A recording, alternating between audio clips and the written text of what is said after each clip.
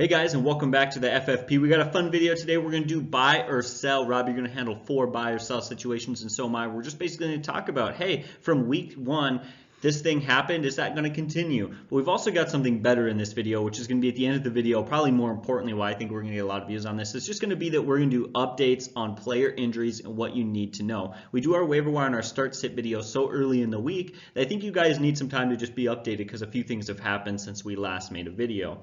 So you guys know we're going to make a video every week like this with a topic we're going to pick. Maybe it'll be trade targets or whatever it's going to be. But then at the end of the video, we're going to talk about injuries, and we're just going to update you guys because I know that by the time Friday and Saturday rolls around, people are a little nervous because the video has been a couple of days old. So that, hopefully you guys can look out for that every week. Hopefully you guys will enjoy that. And as always, leave comments down below if you have any questions. We will do our best to answer them. However, we can't answer all of them. We found that out this week the hard way. And so make sure to sign up for our Patreon, guys, if that's something that you think is really important to you.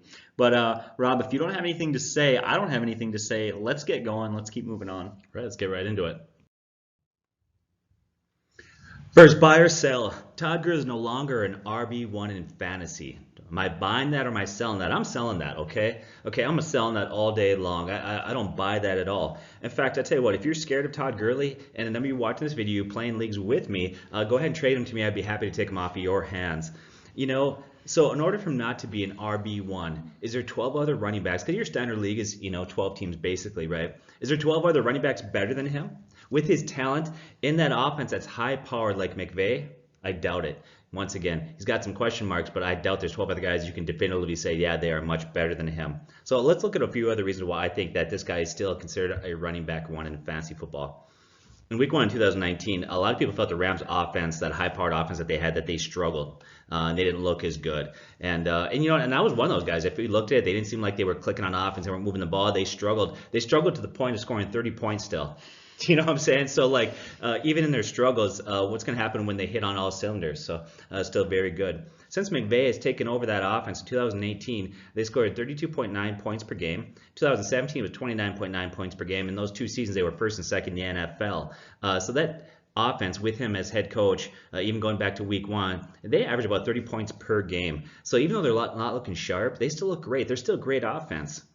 Okay, this offense, because they're so high powered and they move the ball so many times, they're getting the red zone. That's a lot of red zone opportunities for Todd Gurley, which is going to keep his value high. Red zone opportunities galore. So I want to draw a parallel here, and something I think raises his value. Let's go back to LeGarrette Blount playing for the Patriots in 2016, right? Now that Patriots offense was good, but not as good as the Rams offense. That year the Patriots scored 27.6 points per game, so the Rams have been statistically a better offense, right? Blount's yards per carry that year were not good, 3.9. That's not a very good yards per carry, right? But he had 18 touchdowns. Why? He was playing the league's 3rd best offense there. He finished 8th in fantasy points for running backs. So in there, just simply getting those red zone opportunities. And then we look at Blount or Todd Gurley, talent-wise. Todd Gurley is not even close. Todd Gurley is far and away the more talented back, hands down. That year, Blount averaged 18.5 carries per game. Todd had 15 touchdowns in week 1. Okay, 15 touches, then he had 14 carries and 1 reception. Now you look back at last year. He was banged up at the end of the year. He missed some games. He only played in 14. Still finished with 20 touchdowns. That's phenomenal. In fact, late in the year, when they started to limit his snaps, when they started to be concerned about his knee, in his last 6 games of 2018, okay, he only averaged 14.5 carries. Not very good. That's not RB1 material, right? Only 14 carries per game. But consider this. Even in those limited touches playing in that offense, he still averaged a touchdown per game. He still averaged 113 total yards per game and 4.6 catches per game during that stretch when he was limited in his touches and carries. In that offense, you just produce. And so those numbers easily put him as a top 10 running back there. Now, last week, Brown vultured a touchdown. In the first half, Malcolm Brown looked better. He really did. And I know if you're a Todd Gurley owner, you had to start to wonder why he struggled so much. But in the second half, it wasn't even close. Todd Gurley looked like him old self. He was dominant. He hit his stride. He was just tearing off chunks of yard every time he touched the ball. So the question is, why did Brown get so many carries early on? Were they resting Todd Gurley? Were they limiting his touches? Certainly a possibility. Or could be something else also. How many veterans who skipped preseason, who didn't play at all, really struggled in the first half of those games? Think about Carson Wentz. That offense was brutal, and then Carson Wentz really hit his stride second half. There's a lot of veterans who missed the preseason who struggled. So I think some of it could be rust for Gurley. And as the game went on, he got stronger and got better. If you look at Todd Gurley versus Brown, Todd Gurley averaged better 2 more yards better per carry in that game than Brown. And when it really mattered in the fourth quarter in a close game, you know who they relied upon heavily? Todd Gurley. After the game, he had no adverse effects to his knee, which is a very good sign. Yes, he does carry some risk. Undoubtedly, he does. But almost every back in the NFL does nowadays. It's hard to find that guy that you can say has no risk at all. But he also has high reward. This is a guy that's got a lower floor because of his knee issues, but he has a very high ceiling. I would buy low on this guy now. If you're an owner out there, if you know somebody who owns him and they're panicking, go ahead and make a trade. This guy's going to be huge. Agree, disagree? What are your thoughts? You buying or selling on that? No, I have to agree with that, and that was something that I somewhat predicted as we went into the game, telling people to start him. People thought I was wrong. We talked about this before the video started. We wouldn't quite put him as an elite running back. He's not Elliott or Saquon Barkley at this point, but he has to be in the top 12. He has to be in the top 10, especially when you look at those other options. Who you're going to put over him? Devonta Freeman or Joe Mixon? All these other guys are banged up as well, and so it's a situation of he's got to be in that list for sure. I feel very confident in that, and I'm excited to see he's going to get red hot as the season goes on. All right, guys, so we got a question here. People have been asking it left and right, so I wanted to address this question. Are the Patriots too talented to trust? Are there too many players on that team? I mean, where's the ball going to go? I want to hear this because I own Antonio Brown, and I've been vacillating. Do I keep him? Do I trade him? What do I do? But go ahead and convince me. Wow, okay, first of all, this is weird. I want to be a politician and avoid answering. I want to say yes and no. I want to not answer this. And part of me thought, you know what, don't be an idiot, Christian. Talk about another situation. But I have to address it, and I'm going to buy it for the wide receiving core. And we're going to talk about these positions because it really breaks down to the running backs, Tom Brady, and then the wide receivers very much separately. And so we're going to start with the wideouts. I buy it for the wide receivers. For starters, you have Josh Gordon, who played a really messed up year last year. We played a couple games there in Cleveland, then he gets traded. He takes some time to get used to the offense. He only plays 12 games last season. Not all of those games were full games, and yet he was on pace for 1,000 yards. You have Julian Edelman, the Super Bowl MVP. People were talking all offseason about how great he is, how elite he is. You had Antonio Brown, the 15 touchdown man from last season. I mean, this guy is insane. Especially people are making these arguments about what the Steelers looked like last week without Antonio Brown, but I think you're going to address that a little bit more later, are you not, Rob? I'm going to, yeah. And then, funny thing is, you know who the #1 wide receiver was for the Patriots last week? Philip Dorsett scored 25 fantasy points. He had 95 yards and 2 touchdowns, and he's the #4 receiving option. Now, of course, he takes a massive hit and completely disappears out of that offense when Antonio Brown really fully gets worked in. And yet still, you have to remember, Tom Brady is a quarterback who loves to spread the ball around. In fact, I was looking into some numbers. The only other quarterback that I have ever seen to spread the ball as much or more than Tom Brady is Peyton Manning. I tell you what, good quarterbacks, mature quarterbacks, they use the game plan well and they spread the ball out. And speaking of spread the ball out, you can do that even more when you've got James White, who led all running backs with 7 touchdown catches last season. That's another name in the passing game. And he also works well in the running game. It's a very confusing situation as far as who the heck are we supposed to trust? Now, guys like Josh Gordon, Julian Edelman, and Antonio Brown, they're going to find their way in starting lineups. They're going to get on your roster in flex play as wide receiver 3s and sometimes wide receiver 2s, depending. But can you trust them as much as you used to trust them? Certainly not. So I'd like to take a second before we continue on to say, hey, Tom Brady is a guy that you can trust. He is the one player who without a doubt benefits from all of this talent. I know that's obvious, and yet a lot of people aren't huge on Tom Brady. In fact, in some leagues, he was even unowned. So I wanted to look at some stats. Now, I know you might talk about Tom Brady a little bit more later, but get this. From week 11 of last season, Tom Brady ranked 6th among quarterbacks with a 106.5 passer rating, just shy of 2,000 yards, and a 15-4 touchdown interception ratio. And then you add in all these weapons. This doesn't have a lot of fantasy value, but just to let everyone know, Rob Gronkowski has said he's going to return to the Patriots and be playing by week 14, and that'll have interesting playoff implications. So this is a really interesting situation. The one guy that I think this really kind of secretly, quietly hurts the most is probably Sony Michel. And this is a guy that I think he's a guy who takes the biggest hit from this, and he's a guy I think loses a lot of value that you can't quite trust. Not only is he going to take a big hit in that offense as far as touchdown production and red zone production, he already wasn't producing well. He had 15 carries for just 14 yards. And as you talked about the other day, because we were just kind of casually discussing football, and you said, you know what, if I'm the New England Patriots, Who's the running back, James White or Sony Michel? Who's the one you want healthy, you want playing come playoff time? That's got to be James White as the more valuable back, able to use himself in that passing game. Tell you what, this whole offense makes me nervous. But Rob, what do you think?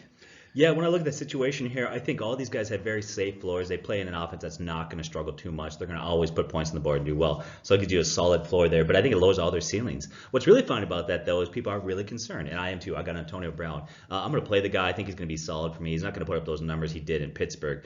But nobody seems to have a problem with a very similar situation, like, for example, Robert Woods, Cooper Kupp, or Brandon Cooks. Yeah. There's 3 wide receivers there, and I'll tell you what, I have more confidence in these Patriot wide receivers than, let's say, Robert Woods. But yeah, you definitely, I think you have a nice solid floor with these guys, but you cannot expect that Brown's going to go out there, have his typical 100 catches, 1,400 yards and double-digit touchdowns. I think it definitely hurts. But it's going to help other things like Tom Brady or Gostkowski, the kicker. Mm-hmm. I mean, definitely it's going to help that defense. Oh. Yeah, that defense has suddenly just moved up the charts. So the last thing I wanted to address before we move on is we've got to talk about this Antonio Brown situation. Do we not think he's going to play? This is the thing where right now the NFL has not taken action, so he is not on Roger Goodell's, I believe it's called the exempt list or whatever it is, where he is not allowed to perform actions or whatever, do anything involving the NFL. He's not on that list. He's allowed to practice. He's allowed to play. And as we looked into some of the information with this rape allegation, to be honest, and I am far from an expert on this, it makes me very nervous just talking about it. So I'm going to kind of tell you what I've been seeing from a lot of other experts is that they don't think that this is really going to go through as far as it's a civil case. The NFL is not really involved, and they don't think that he's actually going to be charged with anything. The evidence seems very weak. The person accusing him seems, I guess the word to use would be very sketchy. So let you guys know there's a really, really high likely chance that he will be playing. We doubt that he gets suspended. Just wanted to update you guys on that, but I'm uncomfortable talking about it, so let's just move on. Yeah, to clarify, when you say sketch, I don't think you're saying you're not basing it. We don't know the character of either one of these individual people, but just the whole situation. They were friends. They waited for a while like that. Leads us to believe there's not going to be any action taken that's going to cause Brown to miss time. We're not here to say that we like Antonio Brown or we think very positive of his character, not at all. So we don't hear any negative comments out there. We're not supporting who he is as a human being. So let's get to our next game. So here we go, talking about the New England Patriots again. And so here's the question. Tom Brady is a top 5 fantasy quarterback at the age of 42. Am I buying or selling that? Okay, well, heading into the year, his average draft position was 15th. He was being drafted as a backup in most leagues. So now he's top 5. I'm buying that. I'm buying that all day long. In fact, I was kind of hoping some of the leagues that I was in that somebody would left him undrafted, but he wasn't available out there. Now, last season, we did an in-depth video. I remember doing that video with you. We really dug into Tom Brady. Would he be productive last year? We said he was going to. Yes, he was getting older on that bubble. But what we looked at is Tom Brady, just kind of who he is outside of football. We looked at a lot of things, including his diet. He spends a lot of money. He's got a dietitian, people that make his meals. Looked at his overall health, even how he sleeps. How he approaches exercise really limits the wear and tear on his body and joints. He even does brain exercises to keep himself sharp. This guy even plans his vacations around keeping himself physically and mentally sharp in football. And the reason why we said this, when we found last year, and it's not any different a year later, this guy is still the very same guy. It's all about longevity for him, and it's all about being productive in football. I don't think there's a player out there that's prepared as he is to extend his career and be successful later into his career. He has said he wants to play close to 50. When I first heard that, I thought, really? Is that possible? But I'm starting to wonder more and more if he could do that. Okay, besides one season with tore his ACL, he's remained pretty healthy. He's been able to avoid a lot of punishment that you get in the NFL, unlike players like Brett Favre or Manny. Brett Favre, loved watching him play, but man, he was like a kid out there still in high school around, but he would take some brutal hits. Mm-hmm. And Tom Brady has played smarter. He's been able to keep some of that wear and tear off of his body. But here's the real reason why this guy's got top 5 potential, why I think he's a top 5 quarterback. He has probably the greatest weapons he's ever had in his career, maybe the greatest weapons that any quarterback has ever had on a team. And I'm going to say that. I know some of you are going to hate that, but if you really break it down, has there ever been a team that had that much depth of talent? They're phenomenal. Start with Julian Edelman, his trusted, reliable slot receiver, the safety valve that he loves, who's so good, and yet might be the least talented wide receiver between Antonio Brown and Josh Gordon. And yet Julian Edelman is very, very good player. Look at Josh Gordon. Okay, now he's with the team for a full season. He knows the playbook. He's healthy. Got great hands. And last game we saw, what a physical matchup problem he is for other teams. He's stiff-armed. He's breaking tackles. He can outlead defenders in traffic and come down with the ball. He's got speed to get separation. He's just a nightmare for a lot of teams out there. Now you put Antonio Brown. Going back to what you said previously, I'm not here to make a statement about his character. Simply based on the information that we are giving on the rape allegations, it strongly appears he'll not be suspended or miss any time. So now Tom Brady gets Hall of Famer Antonio Brown, and he will be a Hall of Famer, added to his weapons. Antonio Brown's had 6 consecutive seasons with over 1,000 yards, 6 consecutive seasons over 100 catches, and 4 times during that he's had double-digit touchdowns. Phenomenal. Okay? And then you add in there Rex Burkhead. Rex Burkhead is actually a really talented pass-catching back. You know, and he got a lot of uses last game in a blowout. James White is as good of a pass-catching back as Kamara and McCaffrey. He's so good out there. And you mentioned it, Gronk is already talking about coming back this year. He'll be ready for Week 14. Once again, fantasy implication. I love that you brought that up because that's true. Won't happen for your regular season, but you could put him on your bench and maybe use him. A little scary, though, because you really want to trust him Week 1, the playoffs, when he hasn't played. But still, he's coming back. And then you mentioned it, too. But by the way, you talked about Philip Dorsett, okay? And this is not just some chump. Philip Dorsett is a former first-round pick. People forget that. You know, the Colts drafted him, and he came over there. Former first-round pick in Week 1 had 95 yards and 2 touchdowns. He's Brady's number 4 wide receiver and the odd man out in terms of targets. Yes, I think Tom Brady is a top 5 guy. Now, granted, that's going to fluctuate based on matchups, but he's legitimately a phenomenal quarterback option moving forward. Probably not so much in Dynasty, but in redrafts for certain. Anything you want to add to that? Yeah, I want to add 2 things. First of all, you said and you used the phrase, when we looked into Tom Brady's life outside of football. When we tried to do that, I think we found out he doesn't have a life outside of football. That's true. His whole life is around football. I agree with you. But really, that offense seems so unstoppable. You remember at the beginning of the New Hope when their ship gets boarded by the stormtroopers and they just storm in? That's going to be Tom Brady looking like Darth Vader. I don't know why. That's what I think of. I'm so excited to watch him. In fact, a stat that I didn't share when I did my research a minute ago was this week, guys, they're going to dominate the Dolphins. Since week 11 of last season, the Miami Dolphins have given up a passer rating of 115.8 on average. That's absolutely awful. That's worse than the NFL. So I tell you what, they are going to be the most exciting team to watch this year and going to continue to be at least. We talk about the Chiefs, the Saints, the Rams. There's some really good offenses. I don't know if any of them can keep up with the Patriots at this point. Of course, we're going to probably have to wait a few weeks to see Antonio Brown at his full in that offense. Bill Belichick came out and said, hey, we're not sure this guy's really working into it, and he's coming from an offense that has no carryover, meaning they run completely different systems. But 3-4 weeks from now is really where we're going to start to see that peak play. All right, so we just talked a lot about the Patriots, so I thought it'd be nice. Let's do a quick one. How about the Chargers?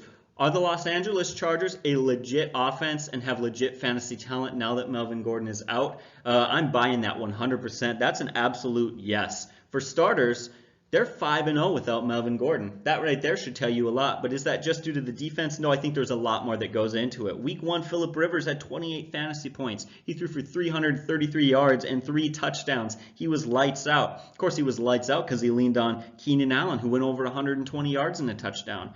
And he's got Mike Williams, who's a great receiving option. We're going to talk about Mike Williams later on because he is banged up. However, that bodes for this argument even more because he was banged up and didn't play much in that game, and yet Phillip Rivers still played just fine. Of course, they did lose Hunter Henry to injury, but again, we're going to talk more about that. But the biggest reason that I am just all in on trusting the fantasy value of this offense has got to be Austin Eckler. Austin Eckler went for 40 fantasy points last week. He led all running backs in fantasy points. This guy has 14 touchdowns since the start of the 2017 season. That's 12th among all running backs in the NFL. This guy, even spending time as the backup to Melvin Gordon, has proven he can find the end zone. He is a great receiving running back. Now, he's a little bit undersized, and this is why I think some people don't trust him, and yet it's not necessarily him you have to trust because they've also got Justin Jackson, who proved last game he played okay, and I think he's a good option there as well. I think that offense as a whole is set. We do need to see how they play coming out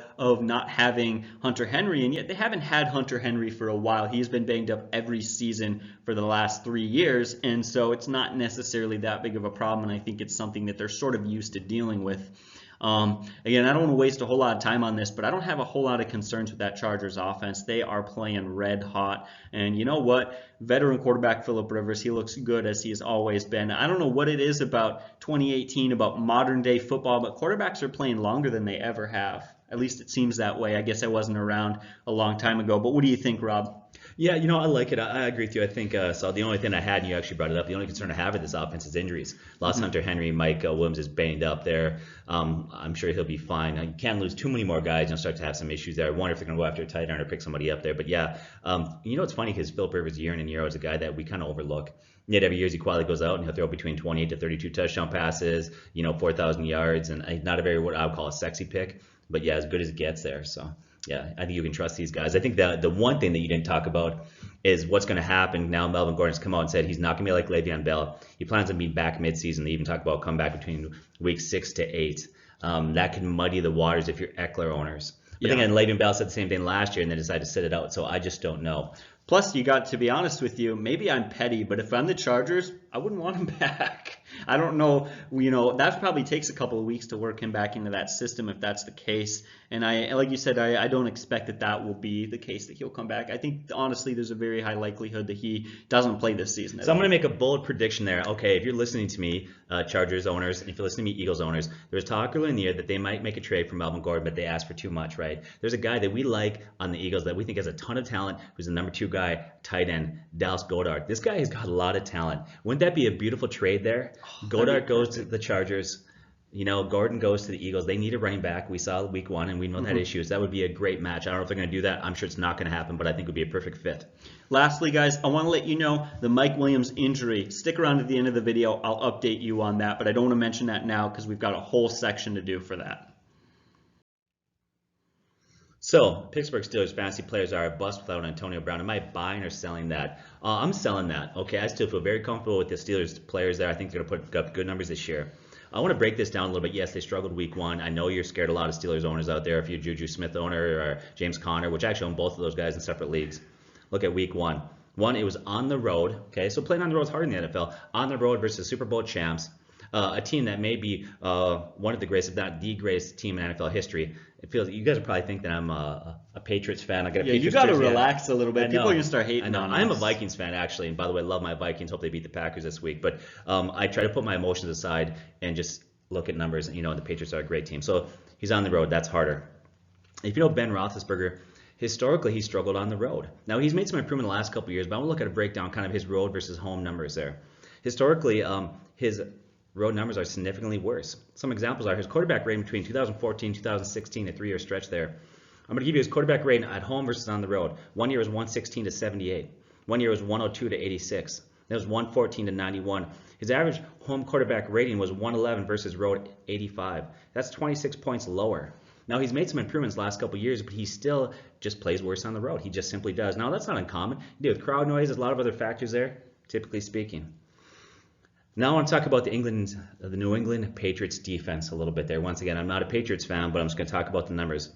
They become very dominant in the last few games. I want you to consider these numbers. So look at the Patriots defense going back to week 7 of last year. No, I did take 1 week out there. I took out the week they played the Chiefs. I call that an outlier because nobody can stop Pat Mahomes and the Chiefs. So I just kind of threw that game out there. It's an outliner there. But other than that game, I looked at the other last 12 games that defense has played in, right? During those 12 games, 7 times they've held teams under 10 points or under. Okay? During those same 12 games, they've allowed 12.3 points per game on defense. They have dominated that defense. So that defense for New England, I think, is very underrated, very good there. So let's give some credit to the Patriots defense more than we would maybe really want to hit the Steelers on this one. Now, last season, and Ben had a career year there. He goes out, he has over 5,000 yards passing, 34 touchdown passes, has a career year, and yet he paid the Patriots last year. And in that game, he threw for 235. He did throw 2 touchdown passes, but he threw 2 interceptions. So even his career best year last year, he struggled playing the Patriots. So this is not necessarily uncommon. Last year, week 1, in his career year. And last year, we don't have those phenomenal numbers. In week 1 last year, he started very slow. Had 1 touchdown passes and 3 interceptions versus the Browns. So don't panic. It's a long year. Okay, it's a marathon, not a sprint. I think he's going to recover this week. In fact, did you know that in games where he's thrown 0 touchdown passes, he's come back and his record afterwards is 24-6. Recovers real well. He's not going to be shaken by this. He's a veteran. He's played for many years. He's going to be okay. So why would he go from a career year to tanking this year where we can't trust any of the players? The only thing that has significantly changed in that offense is the loss of Antonio Brown. That's it. Basically, the team's the same, right? Same core players, same skill position players, same offensive coordinator. And consider this: Ben Roethlisberger, when throwing to Antonio Brown last year, his quarterback rating was 90. Now, that's not as high as I would say other wide receiver ones. Now, some people would argue, well, the reason why Antonio Brown's quarterback rating was lower and so on and so forth is because, he had double teams. You've seen the best corner. I want you to consider this. I'm going to give you the quarterback rating of some of the best wide receivers last year when they were thrown to the quarterback rating. Mike Thomas, Breeze thrown in 124. Tyreek Hill, 117. Keenan Allen, 115. Julio Jones, 109. Adam Thielen, 115. Hopkins, 118. So it didn't matter because those guys, you know what? They saw double teams. Okay, they saw the number one corner, and yet the quarterback rating was significantly better than so many other players, but not the same with Antonio Brown. So losing Antonio Brown, yes, Antonio Brown's a great player, undoubtedly. I'm not going to argue that, but I think he can overcome that and be just fine. Besides Brown, he's still got James Conner, Juju Smith-Schuster, Samuels, Vance McDonald, and James Washington has a lot of talent there. He's going to be a very solid number 2 wide receiver by the end of the year. In fact, we saw last game he had a 40-plus reception, a 40-yard reception there. Really kind of showed his big playability. I think he's going to get more and more snaps there. I think he's going to get more involved in that offense. What about James Conner in that offense? Can we trust him? I think he was hurt by game flow. Bottom line, big backs like that, physical backs, you need to feed them. They wear down defenses, and they simply couldn't do it. They fell behind early. They had to abandon the game, kind of the game plan there. 4 times last year, James Conner once again had a very good year. I think it's undeniable, right? Yet 4 times last year, he actually had worse games in terms of yards per carry and production. Yet he finished with a yards per carry of 4.5, and he had 973 rushing yards in 13 games. And James looked strong in the passing game. He had 4 catches for 44 yards, showing his great hands, how involved he's going to be there. I am not worried about James Conner. He's going to be just fine. Juju Smith-Schuster didn't have a bad day at all. I think that sometimes we are just spoiled fantasy owners. Consider this. He had 6 catches for 78 yards. And he did it with a jacked up toe. Now, we'll probably cover that. You got him at the end of your video to talk about his toe. Yeah, we do. So we'll talk about that at the end there. But he had a jacked up toe. They couldn't maintain drives. They stalled often. But 6 catches for 78 yards, if you take those numbers and you project them out, that turns out to be 96 catches, 1,248 yards for a year. I think sometimes we just get a little greedy. Not a bad week for Juju Smith-Schuster. So I think you're going to be okay. Don't panic if you own any of those guys there. Anything you want to add? No, I got nothing to add to that. That's perfect. We've seen the NFL, like last year, that makes me think of the Buffalo Bills were awful last year. Absolutely just had their way with, dominated the Vikings. Things just get out of control quick, guys, and there's so much parity in the NFL, but they're going to be fine. I have no concerns with that offense. All right, guys, so we get the question really is, are the Week 1 Minnesota Vikings the Minnesota Vikings that we are going to be seeing for the rest of the year? I hope and pray. I sure Let hope it be so. so. This is a situation of, I'm going to say, buy on the running game, sell on the passing game, and I'll tell you why. I'm absolutely buying that running game. It was solid. Dalvin Cook got 23 touches, 21 carries. He had over 111 yards, found the end zone. He looked great, but it wasn't just him. It was also Alexander Mattison ran well, the rookie. He looked solid. And you know why he looked solid? Because it wasn't just good running backs. We've known the talent of Dalvin Cook for years. It was the offensive line finally being the way that they needed to be. They went out and secured their center position. They got their coach. I think they got their coach on the offensive line. They put together a solid run scheme. I think having Gary Kubiak there with that zone run offense was just what the doctor ordered. That seemed absolutely perfect. I have no concerns with that running game. Again, the only concern being the Dalvin Cook injury, and yet Alexander Mattison looked fine. I trust that running game to continue pounding the ball like they did in Week 1 against Atlanta. So I think that's out there. Now, what about the passing game? That's what do I want to address, because the passing game was bad, and I think the question a lot of people have is that the Minnesota Vikings passing game we're going to see all year? And I don't think so. I think most weeks are going to be a lot better than that.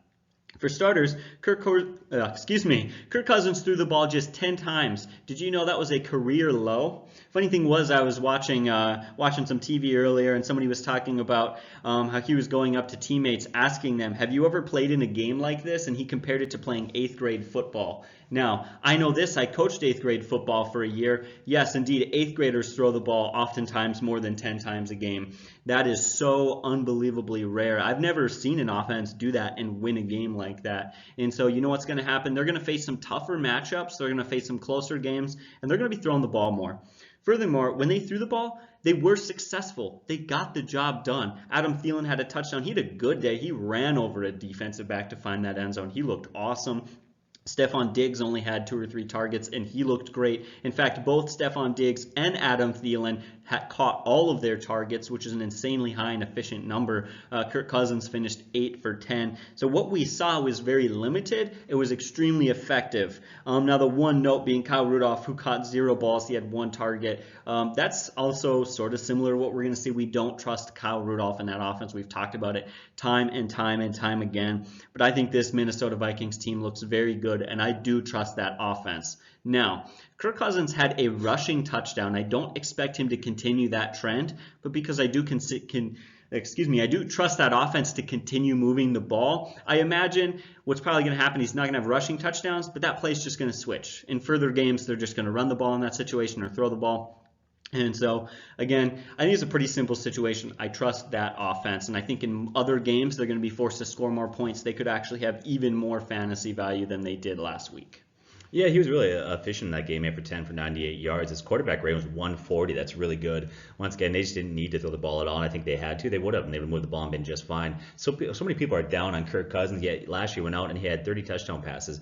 I think that offense is going to be just fine. So, or maybe I'm just wishful thinking being a Vikings fan. Yeah, me too. And the other thing that I like to add in, I almost didn't mention it because I don't know what it is. Whenever we do our research, I come in, we film the video, and that's like, shoot, why didn't I mention that? But luckily I remembered the really important thing being coaches have come out and said that they trust Kirk Cousins more, and actually his own teammates came out and said that he has not only more control over that offense, but they're saying he has complete control in that offense to do whatever he feel like he needs to do. And I think that's really great. Coming into his second year on the Minnesota Vikings with a better offensive line, this just seems like a recipe for success. Hopefully I'm not just hyping them up, but I think week 1 really starting to show that, and I think people are going to see that this season.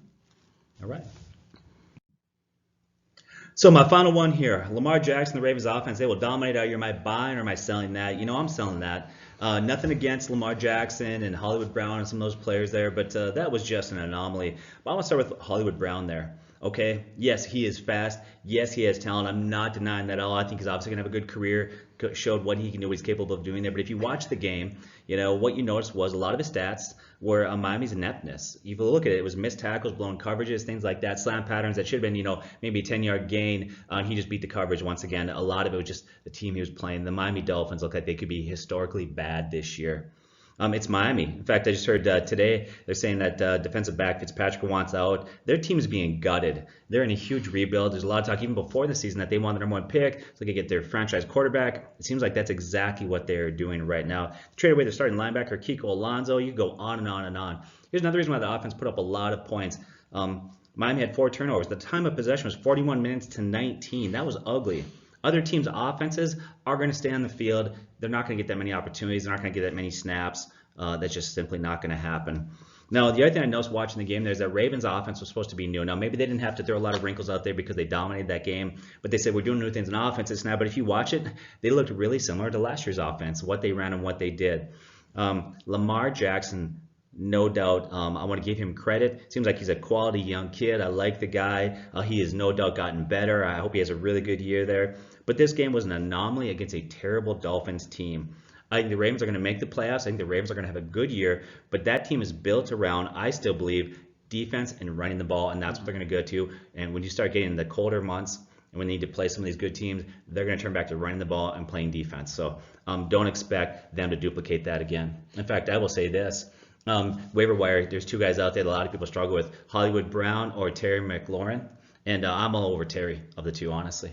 Yeah, and in fact, Marquise Brown's a little bit banged up right now. We'll talk about that later with the injuries. But you know what that game made me think of? It made me think of baseball. You know why it made me think of baseball? Because if a player gets on base due to a defensive error, they don't count it in the stat book. And if we had that in football, if yardage and catches and touchdowns weren't counted in the stat book, if it was purely based on a defensive error, they probably wouldn't have gotten credit for many touchdowns in that game. So many of their scores, because we watched every single one of those touchdowns, were just absolutely ugly, blown coverages and missed tackles. This is not trying to bag on them and be mean on them and talk about how bad their offense is or anything like that. But that whole 5 touchdown game that he had, it's not going to continue.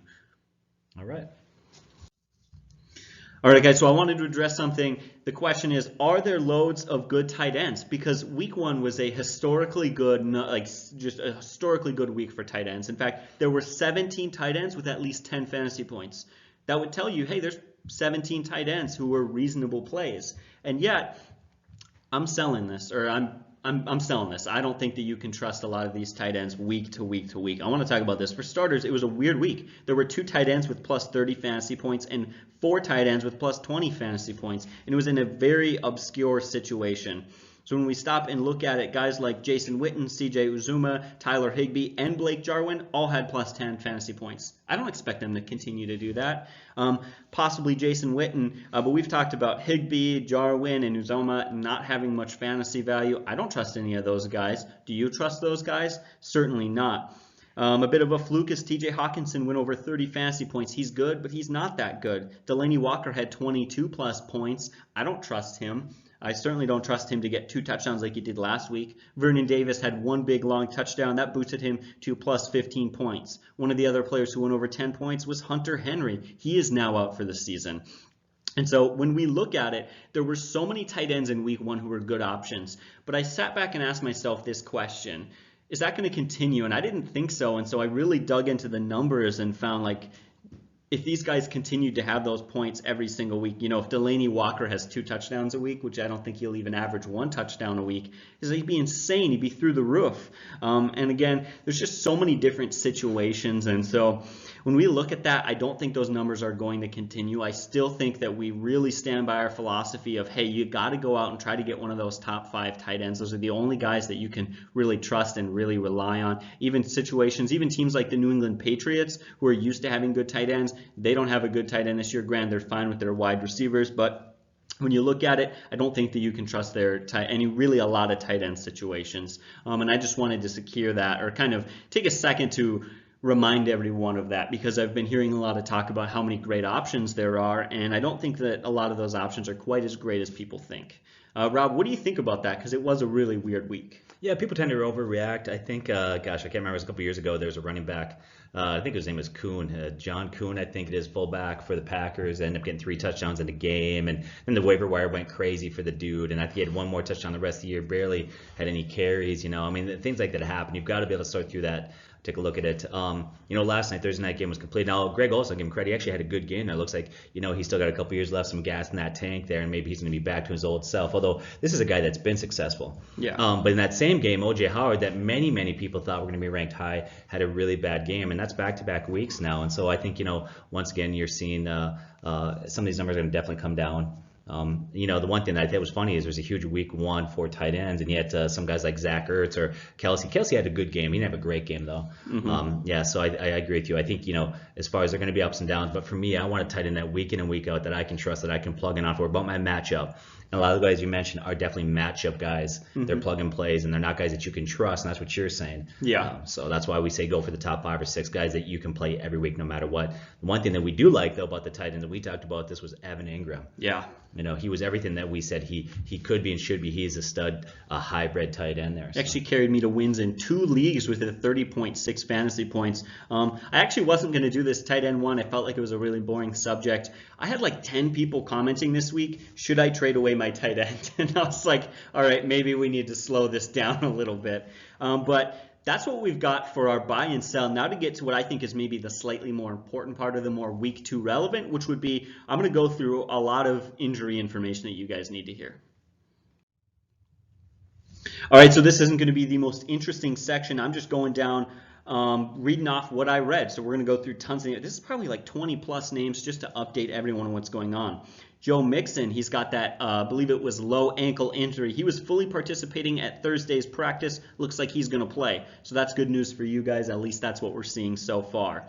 And in fact, you know what? Stop. Before I get any further, I'm going to tell you right now, if you're a smart fantasy owner, check your lineup Sunday morning. Be smart about that, because what we're saying now could very well change. But I'm going to continue on with this. I just want to remind everyone to make sure you're doing that. Le'Veon Bell, he had an MRI for his shoulder, revealed no structural damage to his shoulder, but it does look like he's going to play pretty banged up, and he honestly, he had good volume numbers, but he didn't look super efficient in that offense. Now that Sam Darnold's out, that situation's looking pretty bad. Yeah, if I would piggyback out that, and you're probably going to talk about it, but Sam Darnold's going to be missing the game with mono, and what that does, you're going to start Le'Veon Bell. I doubt any of you out there's got a better back than Le'Veon Bell, okay? So you're going to have to play him, but with Trevor Siemian at quarterback, I think that definitely downgrades his value. So. Well, I guess we'll get that out of the way now. Sam Darnold out for probably 1 or 2 weeks with mono. We were making fun of the guy a little bit earlier. It's kind of sad that this guy is missing games due to mono. Maybe there's something we don't know there, but anyways, we're expecting 1 to 2 weeks. Shouldn't be anything more than that. We also look at Derrius Guice is out for 8 weeks as of right now. We also have James Conner. He missed Wednesday's practice because he was sick, but he practiced on Thursday. He was back and healthy. Oh, go ahead. No, I was just going to let you guys know that's it for James Conner. People were nervous because he missed a practice. He just had a stomach bug or whatever it might have been. He was back and practicing. He looks fine. So let's go back after each one we'll talk about the fantasy implications of it. Let's go back to Derrius Guice. He's been putting the IR out 8 weeks. Obviously, Adrian Peterson has value there, but we had mentioned in our start sit video that offensive line has issues, and those are the same issues that Adrian Peterson is going to inherit. You got to pick up Adrian Peterson. Obviously, at this point, how can you leave him out there on your waiver wire? I think the guy that benefits most from that for me is Chris Thompson. Absolutely. So that's the guy that I think that you can trust, especially in PPR leagues. I won't trust him in standards, but well, especially considering Adrian Peterson was deactivated. They only reactivated him because they were desperate for running backs after Guice got hurt. That's a really bad sign, but we'll continue moving on unless you have anything else to say. Do you want to say something about James Conner? No, I think him being back is good. Yeah, I think that's nothing to worry about. Of course, Tyreek Hill is out. I wrote that down just to be safe, to let everyone know. Yeah, Tyreek Hill, we know he's out. There's some talk about, what's his name? I always get Mecole Hardman. Yeah, and we just don't see value in him right now. So many other guys are going to get targets. You got Williams, you got McCoy, you got Kelsey, you got Sammy there. So we just think that he's a guy that, maybe in a deep bench on a Dynasty League, but don't worry about him. Don't trust him. Yeah, so we move on. You mentioned Juju Smith-Schuster earlier. He hurt his toe near the end of last week's game. However, an MRI showed it's broken. It's not broken. Okay, I was like, what? I've got the guy. Okay. An MRI showed that it is not broken. They also said that it's not turf toe. Turf toe is one you were nervous about. That, yes. Last like 6 weeks. I don't know what it is. So Juju Smith-Schuster's fine. He's going to play. Just to let you guys know that. Move on now to Tyler Lockett. He missed some time in last week's game due to a back injury, quote unquote. That's what they're calling it. Anyways, he missed practice on Wednesday and he was limited in Thursday's practice. This makes me feel like he's probably going to play, but do you expect him to play full? You expect this guy to be 100%. He's making me nervous. Yeah, the one thing I think if you're Tyler Lockett, you got to be scared. But here's the one thing you need to consider. A lot of people said he had 2 targets. Thank God for that 1 touchdown. But that was actually his year last year. He had 10 touchdowns. But of all the guys that had big numbers, he had the lowest targets of anybody. He maximized that with some insane production. So I guess in that offense, that's kind of what, he's high risk, high reward. So yeah. Moving on now, guys, we got Mike Williams. He missed yesterday's practice due to some knee issues. He is questionable for week 2 against the Lions. Coach Anthony Lynn called it a game time decision. That's what I talked about earlier. You're just going to have to wait and see it. Wait till Sunday morning. Nick Foles, obviously he's going to be out for the season. We got Mark Andrews. He is questionable for this week against Arizona with a foot injury. He's marked as questionable, however, I expect him to play. Marquez Brown, I mentioned this earlier, he's limited in practice and questionable for week 2. Another situation where I expect both those guys to play. As I looked into it, it didn't seem to be anything major. Oftentimes coaches, they are required by the NFL to put this information out there, and so I think sometimes that happens simply because they have to say something about it. Yeah, the biggest concern I have for Hollywood Brown, Marquez Brown, as you say, is his snap count was low. Now, there could be a couple reasons. Maybe it was the back. Maybe they're trying to rest it. It could have been the fact that it was a blowout. But once again, unlike him versus we talked about Terry McLaurin was on there for a majority of the team snaps. So that's my concern is not his back, but it's just like, why was that snap count low? I assume it was the back and the blowout. But yeah. Certainly. We have Tyler Kroft struggling with a foot injury, limited in all practices this week. He is a questionable decision. However, you weren't going to start him anyways. We've got Trey Burton. He is struggling with a groin issue. Sounds like I'm not sure exactly what happened there, but Matt Nagy said that he is confident he will play this week. So Trey Burton. But again, didn't have huge fantasy value anyway, so I have a hard time believing you're going to start him. He was a sleeper darling by a lot of people last year, but he had a very average year, so why risk it? Let him come back and see how he does. Definitely don't play him. So.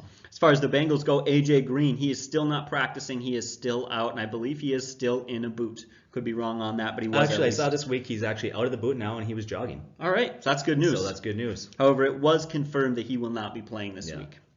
Devin Funches. Now, you weren't going to start Devin Funches anyways, but he has a major collarbone injury and was placed on the IR. However, this has some fantasy implications for his teammates. Yeah, Paris Campbell, I like the guy. He missed some preseason with some injuries, but he's got a lot of talent. He's fast. The team loves him. He's not a guy that I would trust playing this week, but definitely if you need a wide receiver to put on your bench, a sleeper, somebody with some ability, especially if you're in a dynasty league, I think Paris is the guy that's going to benefit a lot from this. The one that's probably going to surprise people the most, Sterling Shepard, is ruled out for week 2 with a concussion. So that's pretty big blow to that offense. Pretty much the number one wide receiver in that offense when Shepard out is Cody Lattimere, who is also struggling with a strained calf, but will most likely play this week.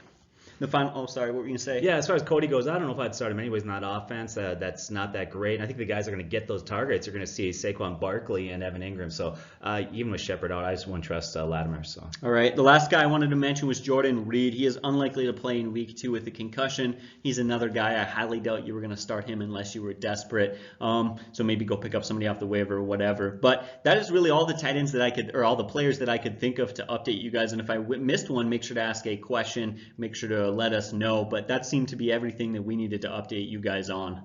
Yeah, some people might ask why we do our starts of video so early. There's a lot of reasons. We want you to get out in front of waiver wire considerations, give you some things you can make a wrestle with in your thoughts, your decision making. But we realize, yeah, if we made starts of video and release on Friday, of course we have more updated information, but it's always going to change. Even our Friday videos, things change Saturday, even Sunday morning. So you always got to follow it. You got to watch it yourself. Do the best we do to give you good information. We try to answer questions. I think you took some last Sunday morning, right? Yeah. We'll try to do that again, but we can't promise you anything. Hope you had a good first week. We look forward to hearing from you. God bless and take care.